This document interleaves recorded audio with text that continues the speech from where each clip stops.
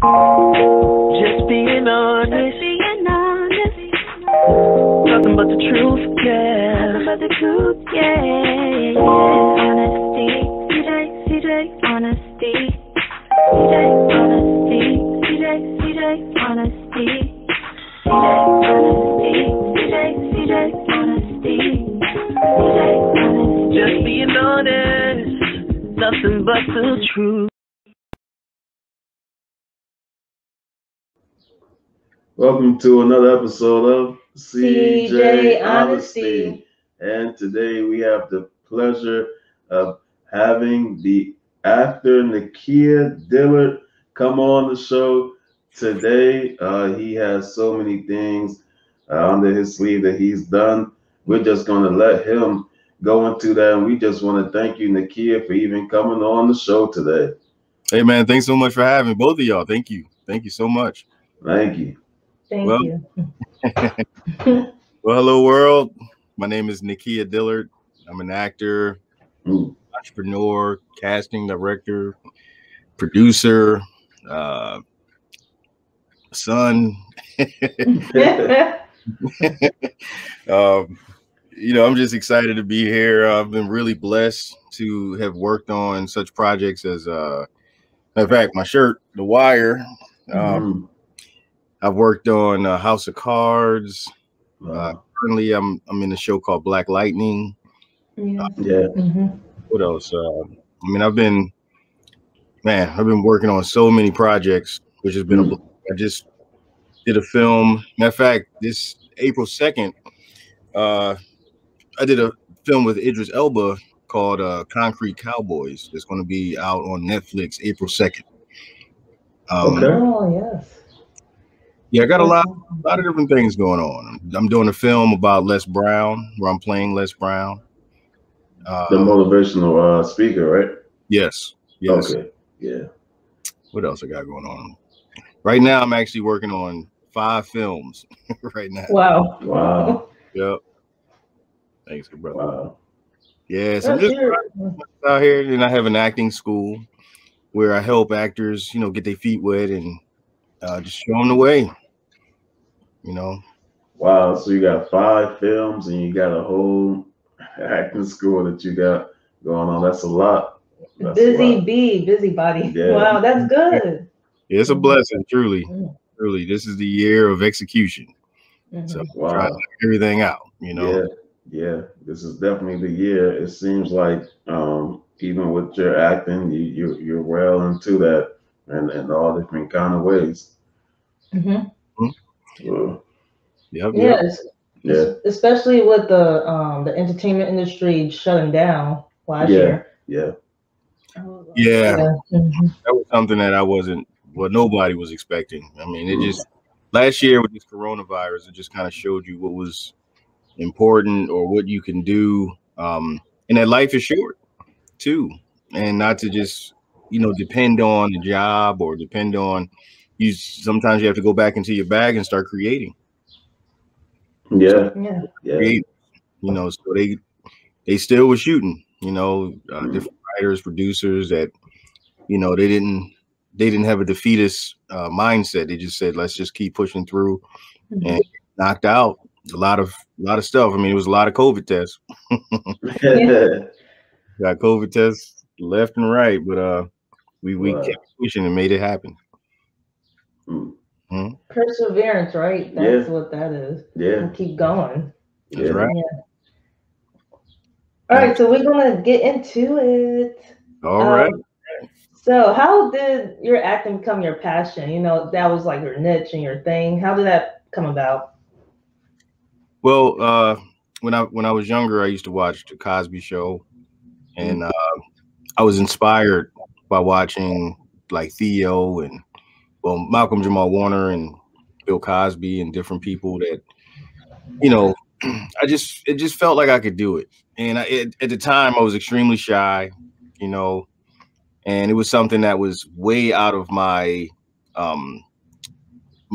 thought process, because I've never been around the theater or never been around film, or at least seen an actor. Somebody that I can actually say, oh, he's an actor right there. I'd never seen anything like that. Wow. So when I finally went to a school called Freedom Theater here in Philly. And, it just changed my life, man. You know, by me watching people do it, it made me want to do it even more. And even after, you know, like a lot of my friends stopped doing it and stuff like that, it still was something that I had a hunger for. Wow. Oh wow. Even when everybody else wants to, when give up, you know, I kept going, and like even with me becoming a union actor, like a lot of my friends were telling me, hey, don't do that, don't join the union because you're not going to work again. The Wire was my first SAG job that I ever did, and that was 2004. I've been working since, nonstop. Wow. So it's to never let anybody else expectation tell you what you can do. Whatever they did, or whatever they're supposed to do is what they did. But what's inside of you and what's in store for you, nobody can stop that. Wow, that's very inspirational. That's something to take from and learn from. Was it? Did you run into, like, I'm sure there was people maybe even close to you, or just people in general that, you know, just told you to give up on your dream, just do a 9-to-5 job, or you might ever felt that way yourself? You just kept going. Well, yeah, I mean, I've had people say that, like, yeah, you know, why don't you just, because see, this is something that's different. Anything that's different, people are always going to go to what's comfortable. Like people say, oh, go get a job. Nobody ever say create a job. You know what I'm saying? Yeah. Like even when you go to school, it's all about getting a good job. What's a good job?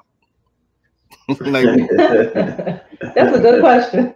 You know, but I've had people, you know, tell me, you know, why don't you just get a job, or, you know, we doing this and that over here, and you just got to believe in yourself. You know, I believe in God, and I just understand that what's in me is what's in me.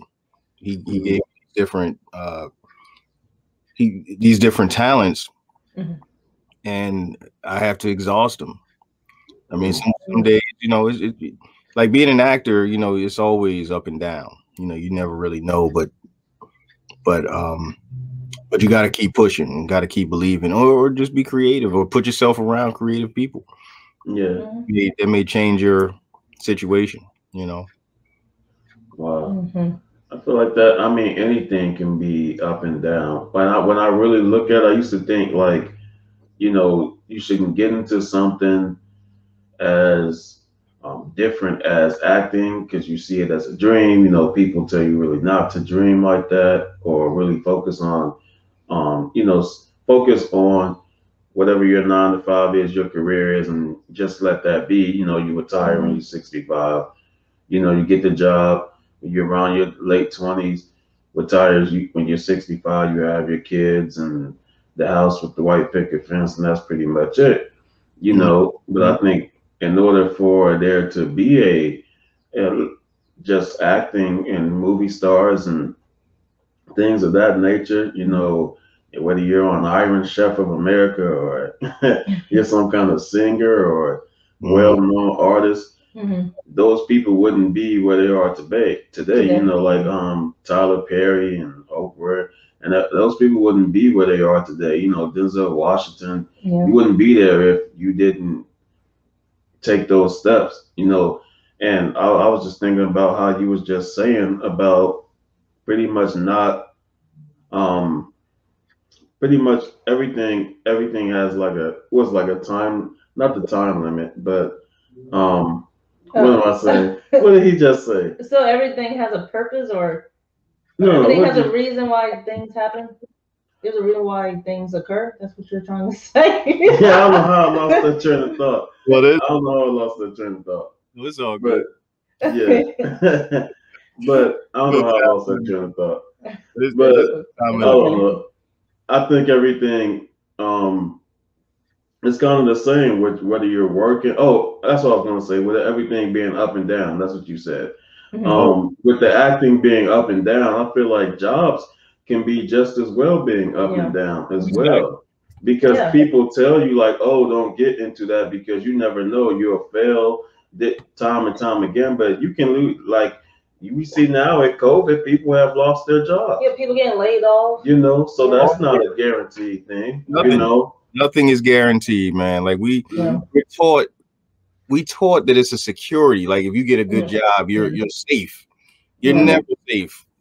You're never safe. Like the thing is, like you get a job. You get a job, and if you call out too much, or that you have to, go pick up your kids at a certain time, but you got to leave work, or somebody else just came in and they just want to hire them, or change departments, or that whole department that you're in may just close down. You know, so every situation is a time that you need to fill your dream and your passion. Your job is just to fund that. That's it. Unless it's something that you're doing that you really enjoy. But what you need to do is learn how to do that job to where you may be able to do it yourself, or create it. You know what I'm saying? So that's the other thing. Like, we're taught a lot of things that are that you don't really need, or like I said, this sense of security on a job is something that is an imaginary thing. Because look at all these people that had government jobs and all these different, like, in all the businesses just shut down. I don't want to get too far off track of what we're talking about, but I think about when people just tell you to, just be happy with your job. I think that mentality comes from people. There are people who own their own business, and when their business is your job, so they teach you to be happy about a job when what they're really saying is that be happy that you're working for somebody. And I think we have, especially as, I don't like getting too deep into the different race things, but especially as Black people, I think we've been so taught to just be happy with the bare minimum. Just be happy that you have a job, period. Don't go out there and try to make your own. Just be happy that you're working for somebody. And I think when I'm looking at different people on social media and stuff now, we're starting to see, especially with me and Christina's generation, you're starting to see different kind of people trying to do entrepreneurship and everything. And even older people, I'm starting to see different people on my Facebook and stuff. They're selling food now out of their house and everything. So a lot of people, everybody got a grandma that can cook really good, but nobody puts that talent to use. We just cook good for the family, but we could be selling that food. There you go. Like, you got to put your things, your gifts, certain things you can do. Like you said, your grandma can cook, start making some platters. It's always a way to, make some extra money. You know what I mean? But a lot of people just settle and they just feel like, oh, I got this job. That's all I need to do. I work on this job for 40 years and then I retire. On the 39th year, what if they fire you and then you? Or what if another company buy out your company? That happens too. So you shouldn't just be dependent on that one job. Like, you should at least have 8 different streams of income that you should be focused on. Like we also have a financial literacy workshop that we do too, as well as for families. It's just to educate, the artists, to show that it's stuff laying around your house right now that you can probably sell. You can create an eBay business or whatever it is. But it's just with financial literacy, we all know Bill. And a lot of times at the household, at the table, you talk about Bill all day. I knew about Bill when I was a kid. Yeah. You know, but we didn't know anything about savings or anything like that. Like I had to go through a lot of different, you know, learning lessons, like by learning how to do credit and stuff like that. But I had to go through it in order to learn. So I'm not upset about anything, but everything learning lessons. So, but now we show other people how to create a financial mindset and have it. So that's taught. We're not taught that in school. No, yeah, we're not. No, it's a lot of stuff you're not taught in school. But I think that you can never be too old to learn anything. So it's like, with saying that, it's like, with acting, getting back on acting, do you think there's a certain age limit that you should get into acting? Like, is there too young or too old, or is there no cap? Yeah. No cap for it. Well, there's no cap. Like if you got Mary Kate Olsen, Yeah, babies, and then you got the young lady I mentioned earlier about the young lady from Black Panther, who was in her 80s, and she's been acting, but she landed that role. So is in Cicely Tyson, she's been she was in her 90s and still acting, so to you, like you're in control of whatever it is that you want to do. Like, somebody could say, oh, well, you too old, or we only need kids. That's just that particular person. Yeah. But it doesn't set the standard of what you look at. When you look at TV, you see all types of people. Yeah. So that sets the precedent. So you got like a little kid playing, playing a role. Then you got a grandparent. You got a store owner. You got the bullies. You got all these different people, man. All these different ages. And I was just saying, it's up to the person, the actor. Yeah. Me, saying, oh, I'm too old. I'm telling myself that. Yeah. So if I tell myself that, then I'm right. But if I say, you know what, I can play this or I can do this and that, I'm gonna keep going. So whatever you tell yourself, if you're speaking to yourself, like for instance, if you say, I'm too fat, you're gonna be too fat. There you go. Yep. You're too skinny, you're gonna be too skinny. Whatever you put in your mind, Exactly. you say you can't. Yeah, it's going to be portrayed, and it's up to you. Like you got people that's overly obese on TV right now, or skinny on TV. Sure, you got look at Danny DeVito. Here this man, he's a very short guy, but he works all the time. Yeah. What's the one guy? I love him. He was on Game of Thrones. I know what you're talking about. I don't know what the politically word. He's talented. For that. I know Starts with a P. I know you're talking about his name. He's tremendous. But you see what I'm saying? Like, so somebody could have came to this talented, amazing actor and saying, "Oh, you're too short. You can't. Or you're too tall." Or it depends on what. It depends on really what's needed. Like far as the character. But you may come into the room and change the director's and the producer's mind. Like I really like how this dude came in here and shut it down. Let's change the story.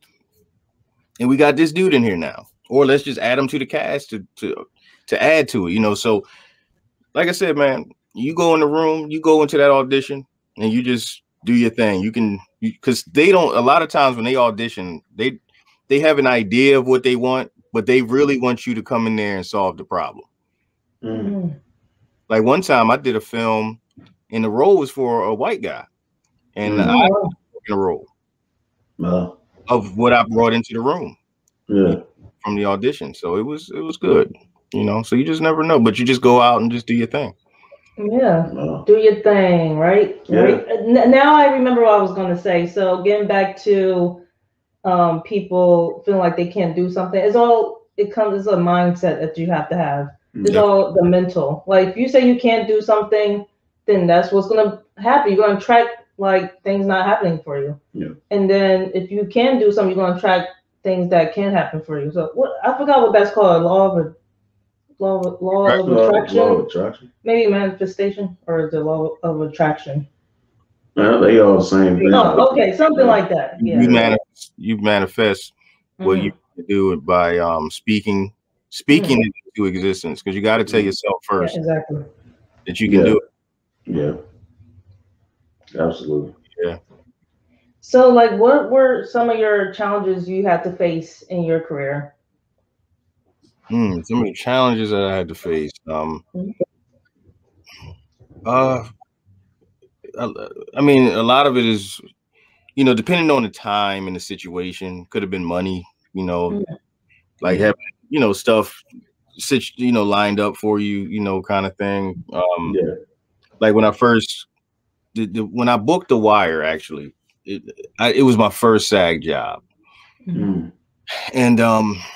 it was a cost that you had to pay before you walked on set, because I was a must join at the time. So I literally had to pay it was like $1,700 or what. It was something like that, but I didn't have it at the time.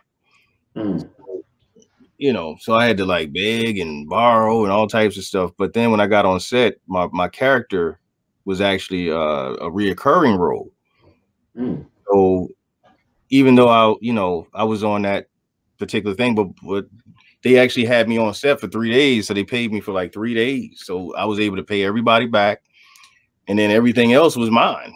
You see what I'm saying? So that was one time it was a really extreme challenge, because if I didn't have that, if I wasn't a paid up member, I wouldn't have been able to work on The Wire.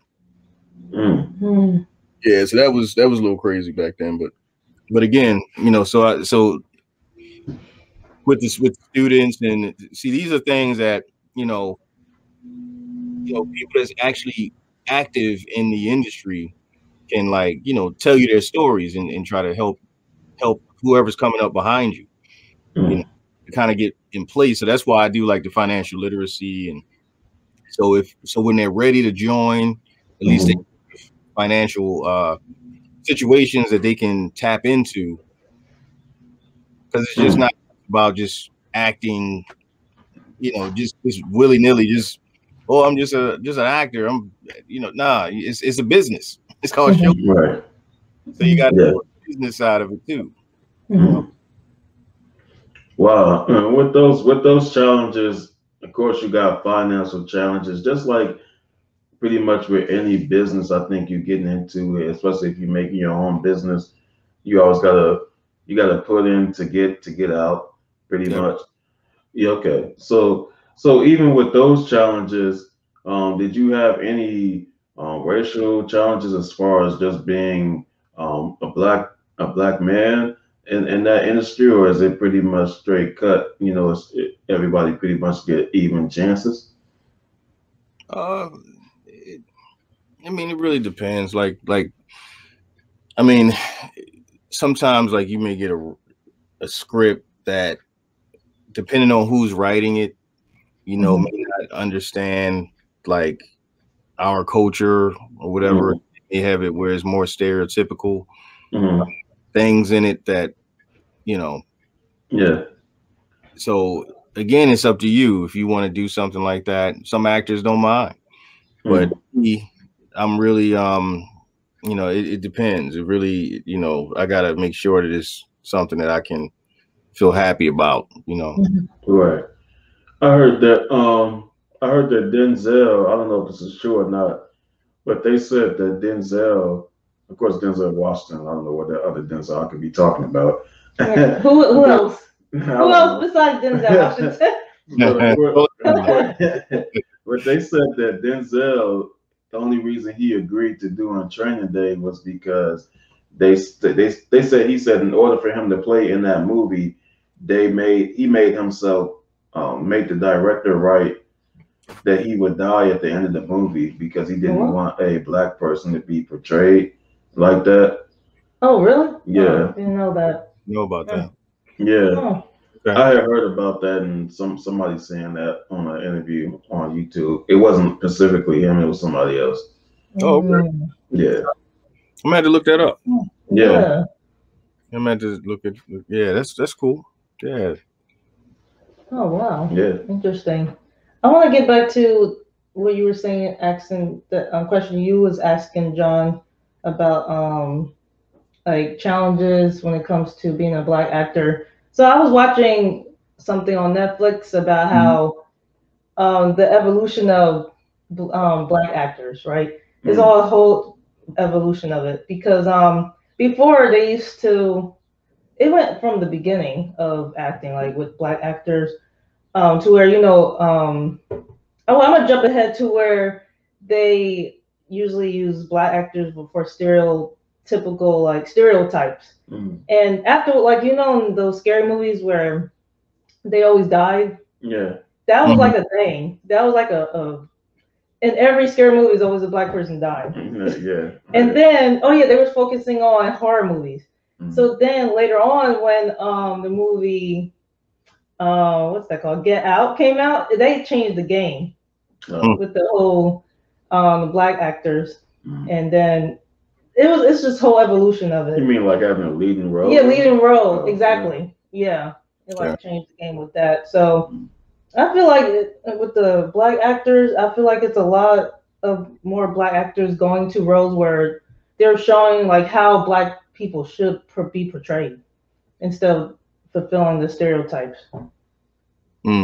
Yeah. And I'm glad to see that because it shows like growth. And we have a lot to a lot of things, other things that needs to grow, but that's good to see in the movies. Yeah, a lot of it's it's good because a lot of different producers, we have more Black producers now that they may want to see different, a change. So that opportunity is there, and I'm glad that there's a lot that's taking advantage of those of these opportunities to kind of show just the real, we're tired of that, and that time is moving out.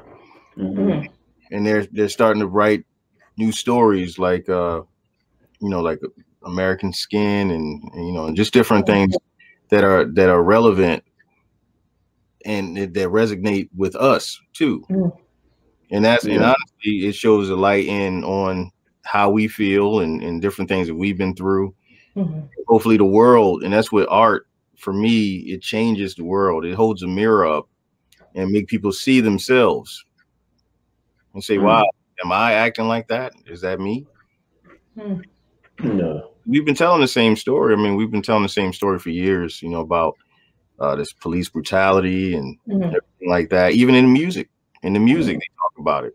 In hip hop, NWA and just LL Cool J, it was Jay-Z. All of them had the same story about being harassed by cops, and hopefully it'll ring an alarm so that these cops can kind of like be reevaluated.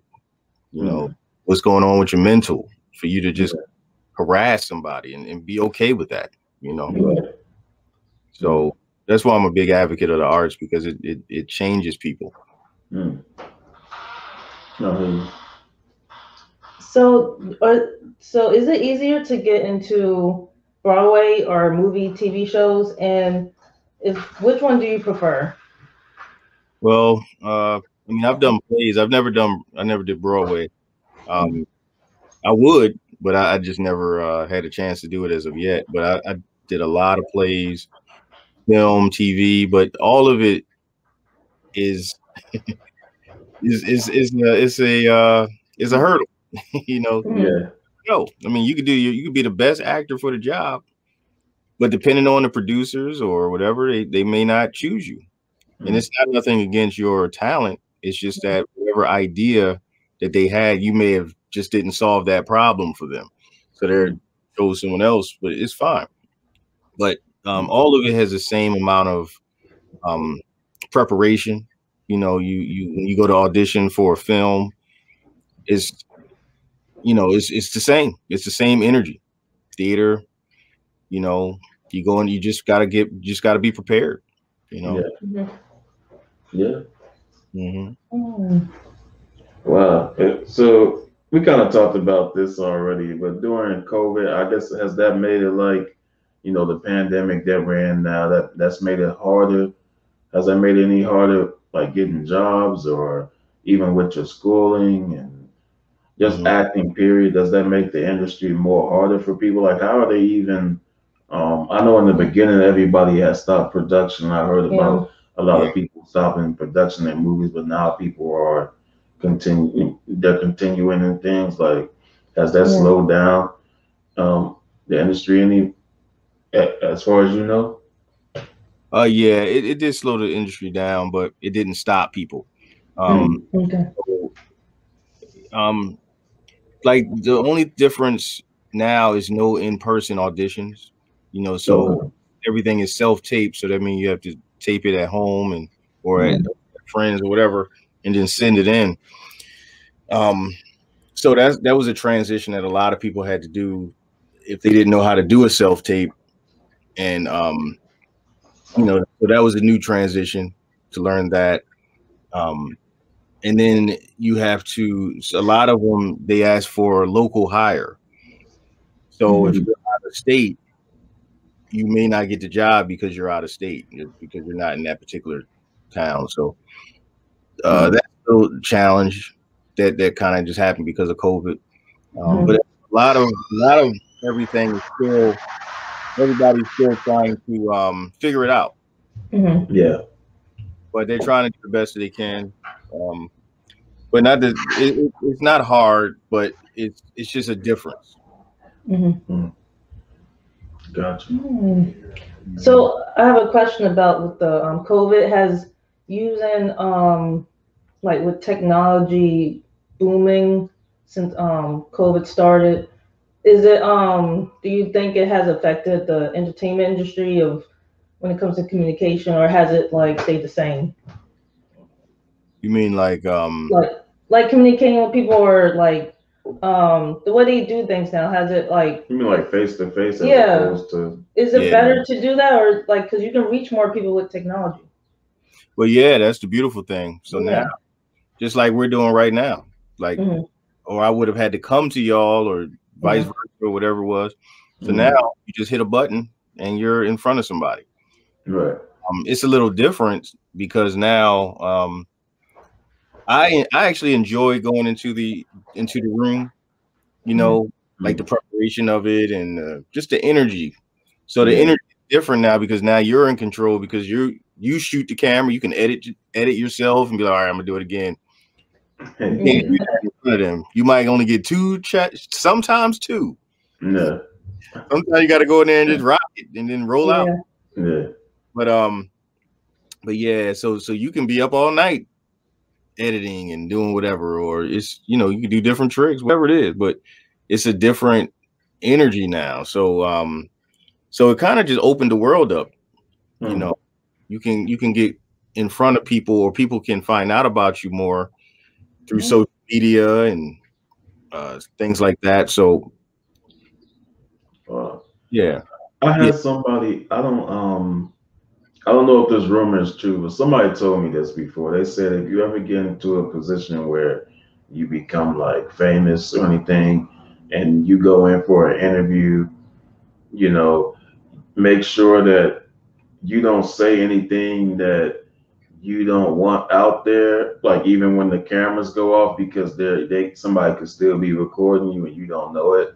Do you think that's true, or if you know anybody that's been in that situation? Or? Well, you do have microphones on, so like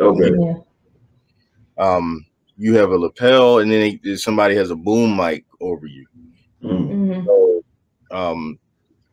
when they're in between scenes and things like that, they're not going to take. Sometimes they do. Sometimes they take it off. You know, some people had it on while they went to the bathroom. So you got to be careful. Like, oh damn, I got this mic on. So yeah, I guess they could. You know, I guess if it was something that was, you know, but I mean, they could get sued and stuff like that, you know. Okay.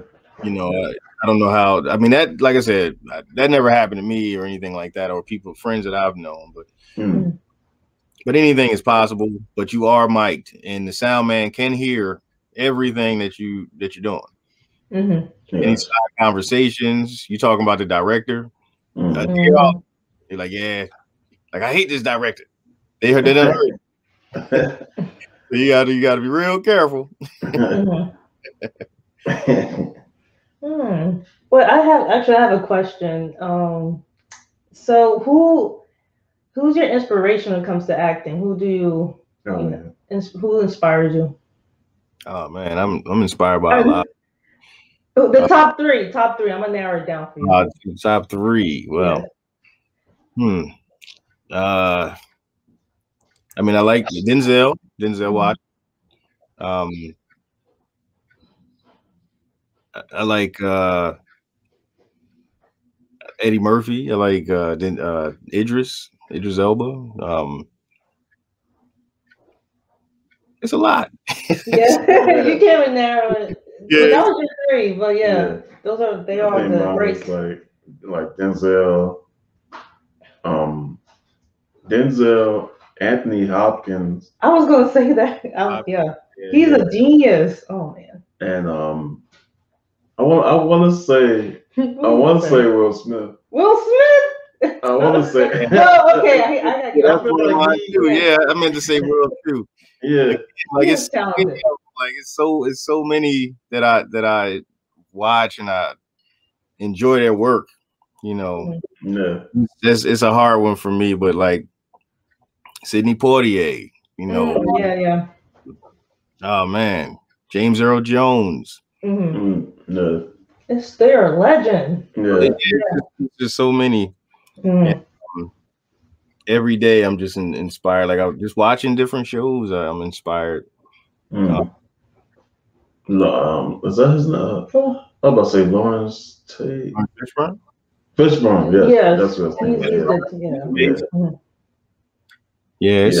It's a lot. There's a lot of them that I'm. You know, and I had a chance to work with some amazing, like even in right here I did this film called Night Catches. Wait, was it on this side? Night Catches Us. I had a chance. Washington, she's amazing. Oh yeah, Kerry Washington. Yeah, she's amazing. Who plays Marlo on The Wire, and now he's on Bosch. He's an amazing actor. It's like so many people, man. Regina King. Yeah. Regina King, and it's so many. I had a chance to work with the one. Like I had a chance to work with Felicia Rashad, y'all.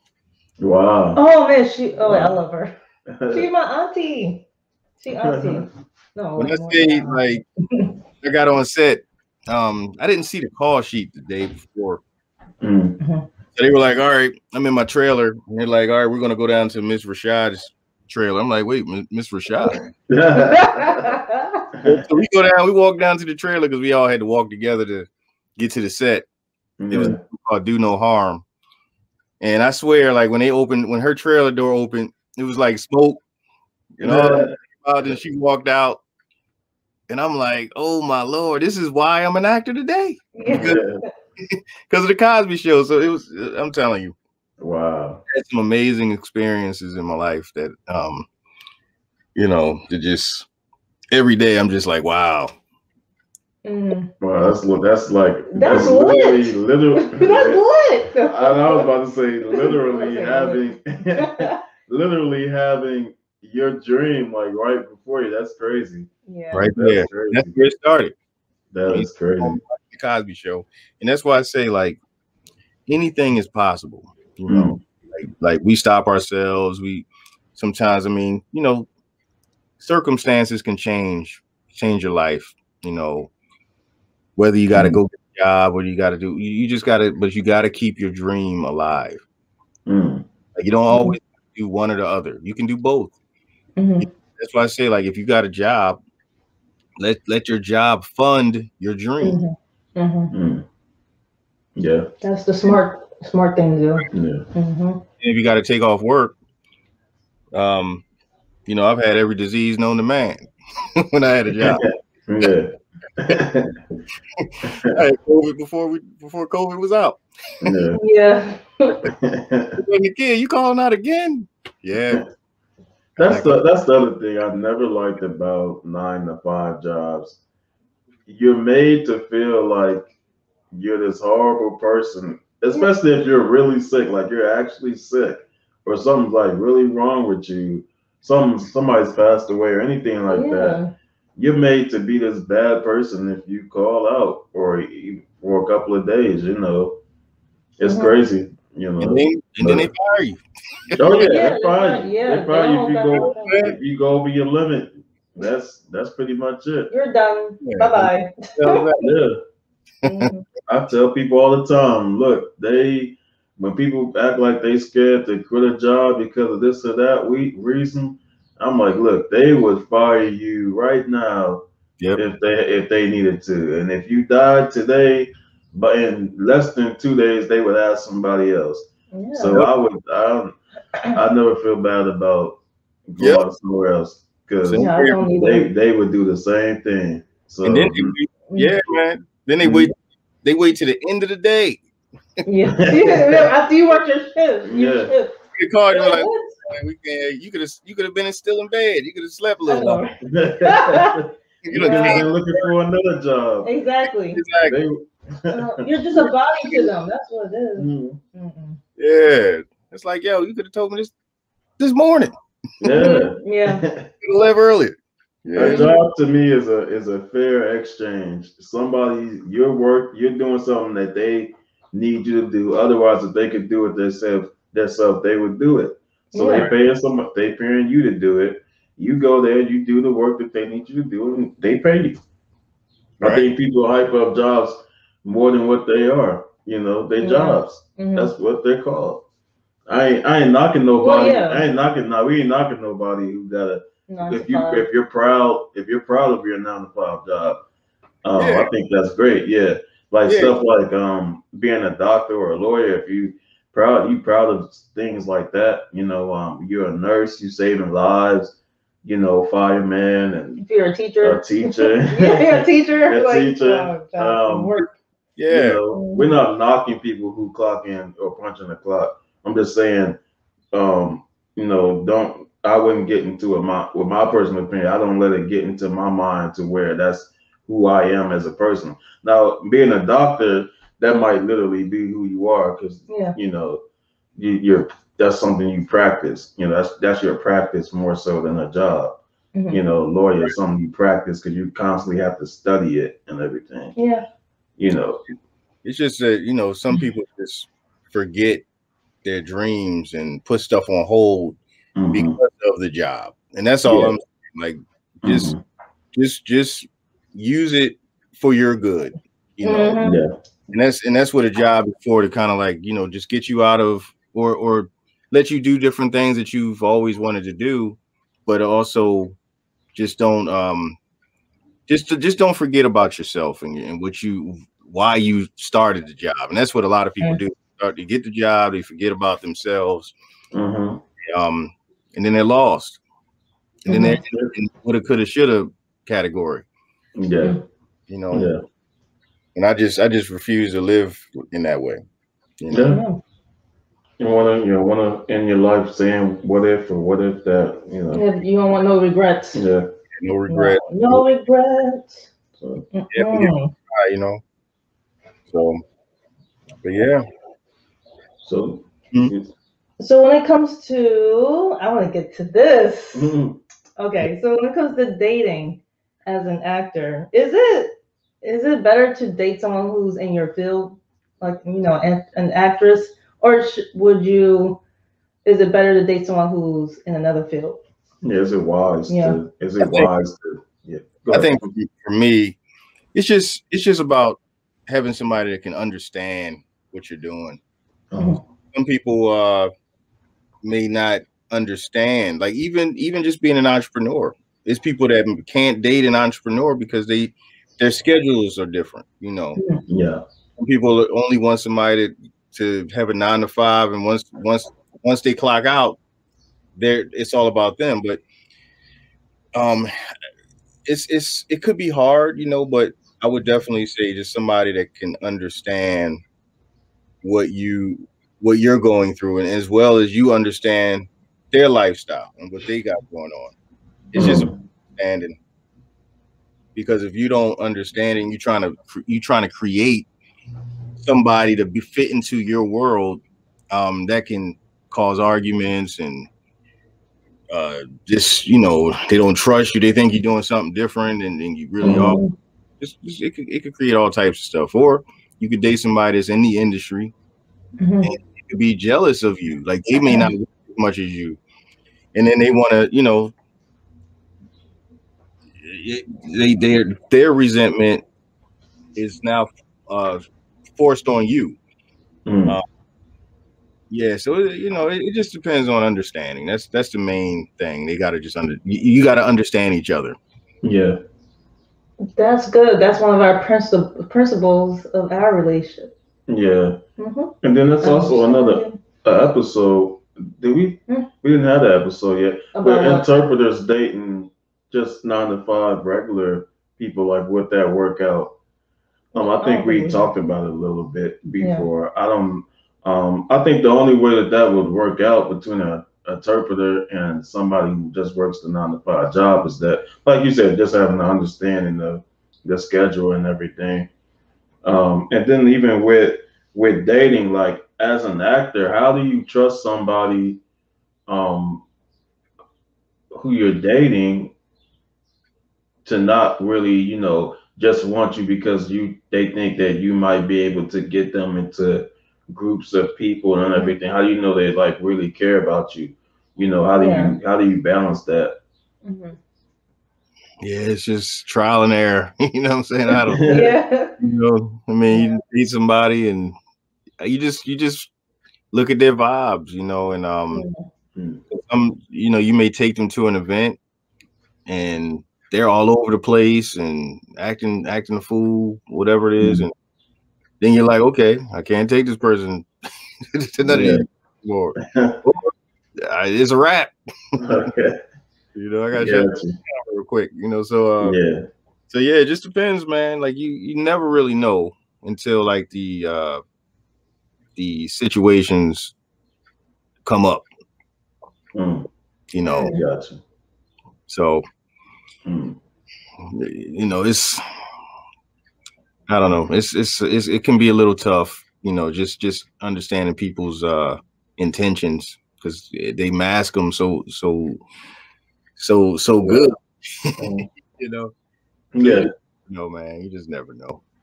Yeah. Well, you know what's the one movie that just came out with Zendaya, Malcolm and Marie? Remember they were arguing? Yeah. Because he didn't put her in his movie. Right? That's what happened. Did you see that? No, I didn't get a chance to see that yet. I'm gonna actually check it out, but yeah, that's what I'm saying. Like you might be dating somebody and they may only be dating you just to get on, just to be put on. Yeah. You won't know until those situations come up. Yeah, I guess you would just have to, like you said, trial and error, and with time, kind of feel the person out. I guess only time will really tell to see if that person's real or not. Or like you said, just take them out and see how they act. You know, are they standing next to you and letting you introduce them to people? Or are they all over the place, not even thinking about you? They didn't forgot you was there. You know, so right, that happens. Yeah, you know, I've experienced. Yeah. Wow. So, what is your advice for people who want to become an actor? Well, I would just say, you know, it for people that want to act, you know, it requires a lot of reading. You know, that's first, because you got to read a lot. And if this is something, if you're not into that, that's mainly what you're going to be doing. But for people that want to get started, I say just find a good acting school, preferably somewhere where people are in the industry that can actually show you and tell you different things to do. And don't be afraid of, you're not going to book everything. Yeah. And that's one thing that, you know, a lot of actors will stop because they feel like, oh, I'm not, you know, I'm not booking or whatever. I'm gonna tell you, like, The Wire, I'll audition for that show maybe 7 or 8 times before I landed the role. Wow. Oh, wow. Thing. Okay. House of Cards, the same thing. I could easily stopped and said, oh, they just don't. I could tell myself all types of stuff, but when you're right for the role, you'll know, and you'll get that opportunity. So you just keep pushing. You know, don't stop. If it's something you want to do, just keep going. Put yourself in like an acting school, and put yourself in a community of actors that are that can motivate you too. Yeah. Wow. Never quit and never give up. Tell us about before you get off, tell us about your school and just what you want people to know about it. Oh, sure thing.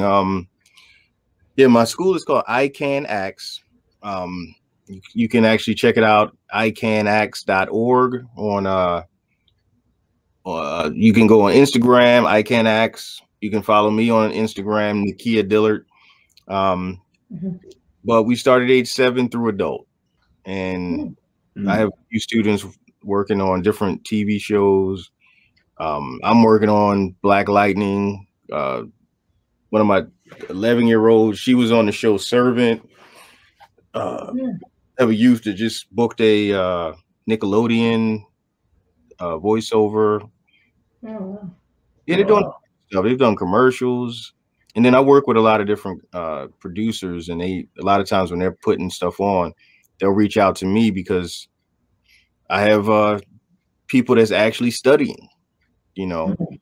And that's another thing too. A lot of people just jump up and be like, "Oh, I can act," but it's a craft to this, you know. So you gotta know how to, because when you get on set, it's like 12 to 16-hour days.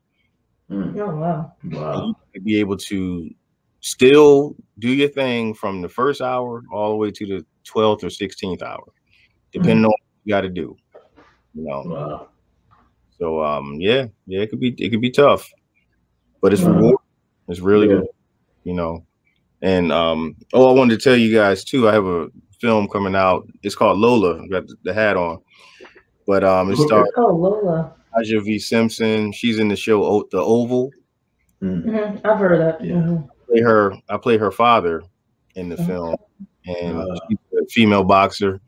So that's on the 31st of March. April 2nd, Concrete Cowboys comes out, and a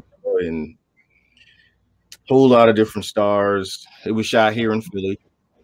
What else we got coming up? Yeah, so if you guys follow me on Instagram and stuff, you know, I usually post different projects that I have coming out. And if you hit my link tree up, you can see different organizations and things you can check into. And like if you want to be a motivational speaker.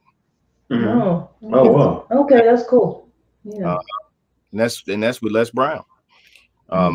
If you want to learn about the industry and talk to different people in the industry, you can hit up Backstage Pass, and it's on my link too. So just hit my link tree and just go crazy. You can see whatever on there. You can hit up for acting classes. I have a merch. I have a store now. See if you want to buy like a shirt or a jacket or a hat or whatever. All of that's on there. So it's a lot of stuff on there. Okay. Wow. So everybody go check that out, definitely. And then we'll put the link to the descriptions of Instagram, on YouTube. Yes. And to the school as well. Will be down there in the description if you're watching on YouTube. So if you're watching on Spotify, if you want to get to those links, either you can go on YouTube and get the links on there, or you can go on Instagram and get the links on there from Nakia. Yeah, and with your school, do you have an app for your school, right? Yes, I have an app. If you go to Google Play Store and you type in Aikan Performing Arts, it'll it'll pop up. Cool. Wow. Okay. There's a lot of good stuff going on. Yeah. I love it. I love to see it. A lot of stuff coming your way. They'll never say, you know, what you can't do. Mm-hmm. Here it is right there in front of you. Opportunity. Like it's right there. Gotta get it. No, I get all hype. No, I love to see everybody following their dreams. And I love to see all this. This is like inspirational, and I love it. Yeah. It's good things coming. Definitely. So we want to thank you, Nakia, for coming on the show. This has been a pleasure. Oh man, thank you so much for having me, and congratulations to both of y'all on your marriage and everything. You know. Oh, thank you. I'm excited for y'all, and tell your parents to say hello. I will. I will. All right. Well, this has been another episode of CJ Honesty. Peace. Peace, y'all.